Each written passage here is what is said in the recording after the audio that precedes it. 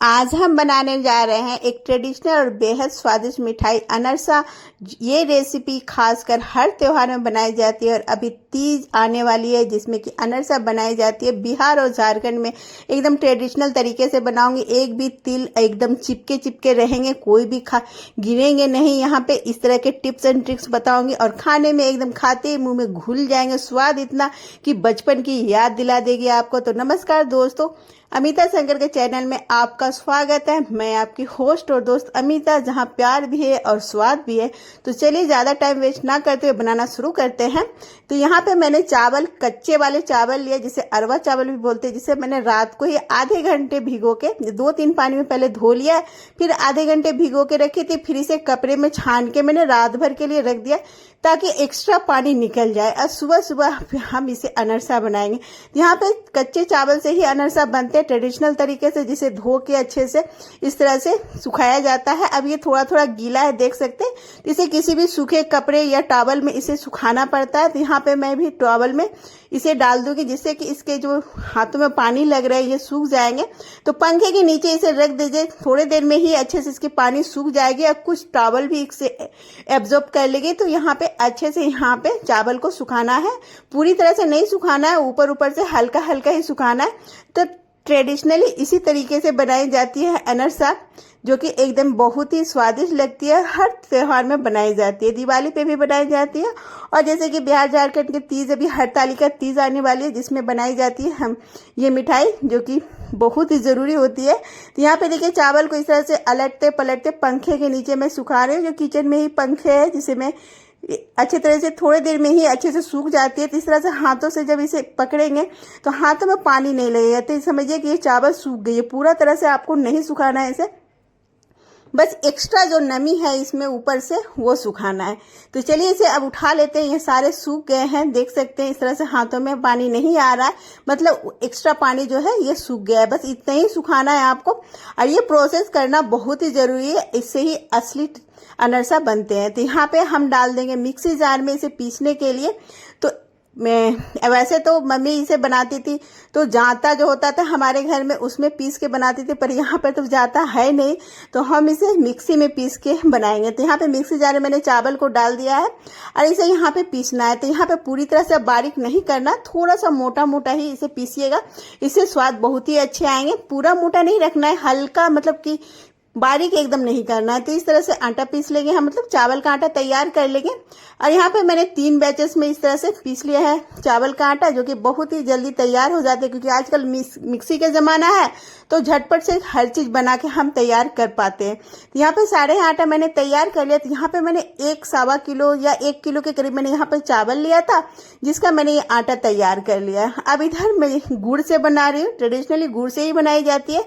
तो जो गुड़ आपके पास है वो गुड़ ले लीजिए। मैंने यहाँ पे 300-350 के करीब यहाँ पे गुड़ लिया है, जो कि वैसे मैं अंदाजे से ले रही हूँ, कोई मेजरमेंट करके मैंने यहाँ पे नहीं लिया है। तो यहाँ पे इस तरह से गुड़ लेना है, जितनी मात्रा में आप बनाना चाहते हैं उतना। तो यहाँ पे गुड़ को छोटे छोटे टुकड़े में तोड़ लेंगे यहाँ पे। अब एक कढ़ाई को गर्म करें, क्योंकि गुड़ को हमें पिघलाना है। तो यहाँ पे एक कढ़ाई को गैस पे रखिए। कढ़ाई यहाँ पे थोड़ा मोटे तले के लीजिएगा, ताकि अच्छे से यहाँ बन पाए। तब यहाँ पे हम डालेंगे आधा कप के करीब यहाँ पे पानी इसमें। अब इसमें डाल देंगे हम गुड़, जो हमने छोटे छोटे टुकड़े करके रखे थे। तो 250-300 के करीब ये गुड़ है। तो इतना ही, मतलब जितना अपनी क्वांटिटी ले सकते हैं आप। अब यहाँ पे गुड़ को हमें माइल्ड करना है। गैस की फ्लेम को मीडियम रखिएगा, ऐसे लगातार चलाते रहेंगे ताकि जल्दी से गुड़ माइल्ड हो जाए। और यहाँ पे जब गुड़ माइल्ड हो जाएगी तब इसे हम छान लेंगे। तो मैंने यहाँ पे गुड़ को छान लिया है, ताकि इसमें कुछ बालू वगैरह, कंकर वगैरह गुड़ में होते ही है, तो इसे छान लीजिएगा। जिसके वजह से, छानने की वजह से ये ठंडी हो गई थी, देख सकते हैं आप।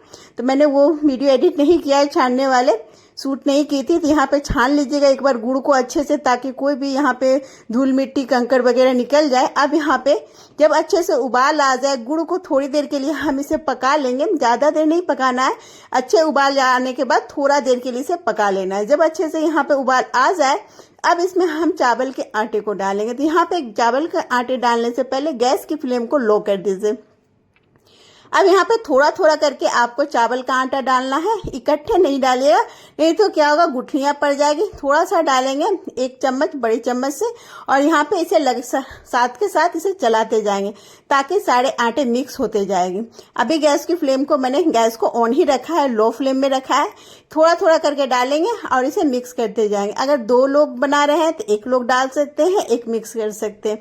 तो इसी तरह से लगातार चलाते जाइए और डालते जाइए जब तक कि हमारे यहाँ पे गुड़ में अच्छी तरह से चावल गाढ़ा ना हो जाए, तब तक आपको यहाँ पे डालना है। तो यहाँ पे क्वांटिटी इसीलिए थोड़ा सा इसमें कम ज्यादा हो जाती है इस तरह से बनाने में, इसलिए चावल की क्वांटिटी थोड़ा सा मैंने ज्यादा ही रखा है बना के, क्योंकि कम हो जाती है, कभी डिपेंड करता है, कभी पानी ज्यादा डल जाती है तो थोड़ा सा ज्यादा हो जाता है। तो यहाँ पे देखिए थोड़ा थोड़ा करके हमने इसे पूरा ही डाल दिया है।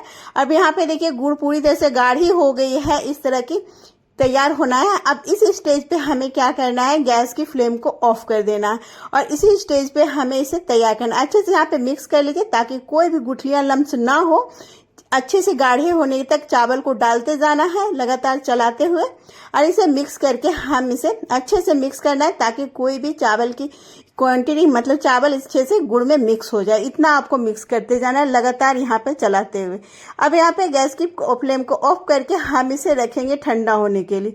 आप चाहे तो पंखे के नीचे भी रख सकते हैं, या नॉर्मल अगर टाइम है तो आप नॉर्मल छोड़ दीजिए इसे। आधे 1 घंटे में अच्छे से ठंडे हो जाएंगे। अगर नहीं है तो आप पंखे के नीचे से रख सकते हैं जिससे कि ये जल्दी ठंडी हो जाए। तो मैंने यहाँ पे पंखे के नीचे रख दिया है। तो मैं ये सुबह सुबह 6 बजे के करीब ये बना रही हूँ मैं, ताकि जल्दी से बन जाए फटाफट से, क्योंकि सुबह सुबह ही काम मेरा रहता है।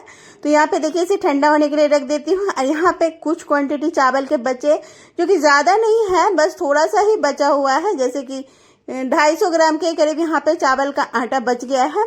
तो इसे रख देंगे, कुछ बनाने की जरूरत पड़ेगी तो ये बन जाएगी। तो इसे रखिएगा आप फ्रीजर में ताकि खराब नहीं होगी, लंबे समय तक चली रहेगी। इसे किसी कंटेनर में डाल के फ्रीजर में रख लीजिए। इधर हम लेंगे सफेद वाले तिल। तो बिहार में, झारखंड में जब बनती है तो इसे तिल से बनाया जाता है। महाराष्ट्र में जब बनाई जाती है तो पॉपी सीड्स या खसखस जो होते हैं उसे लगाया जाता है। तो सेम ही तरीका रहता है, बस लगाने का थोड़ा सा अलग होता है। अब यहाँ पे मैं डाल रही हूँ मिल्क पाउडर। तो यहाँ पे 3/4 के करीब मैं यहाँ पे मिल्क पाउडर का इस्तेमाल कर रही हूँ। अच्छे से ठंडे होने के बाद डालिएगा। इसकी जगह पे अगर मावा आपके पास है तो मावा भी डाल सकते हैं।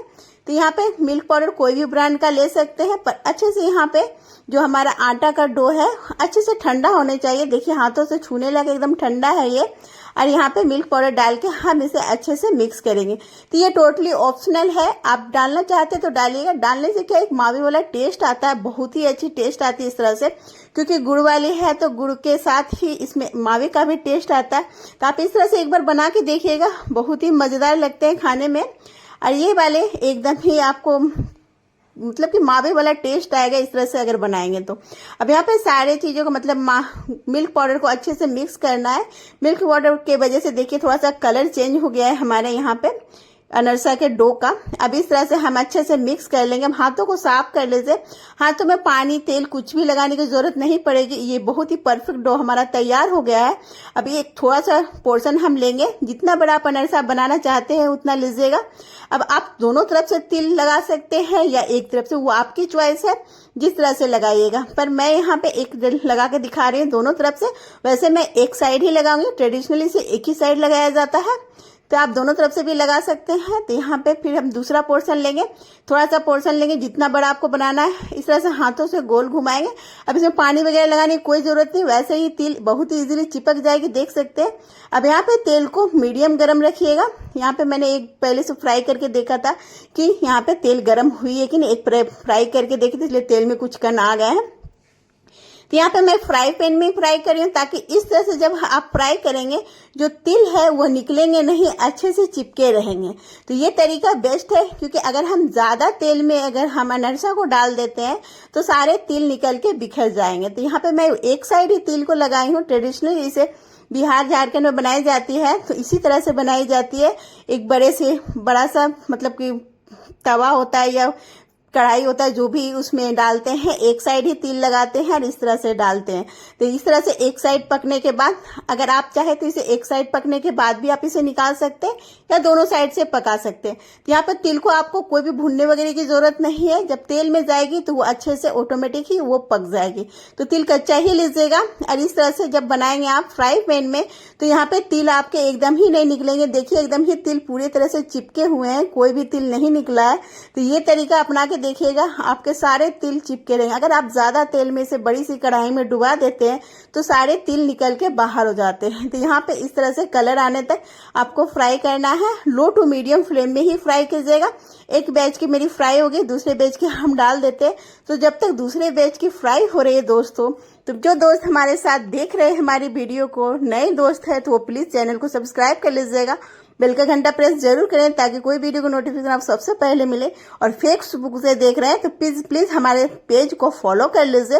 और जो दोस्त देख रहे हैं रेसिपी कैसी लग रही है, एक छोटा सा लाइक, छोटा सा कमेंट जरूर कीजिएगा। और यूट्यूब से देख रहे हैं तो एक हाइप का भी बटन आएगा जिसे जरूर प्रेस कीजिएगा, जिससे कि हमारे चैनल को ग्रो होने में मदद मिलेगी।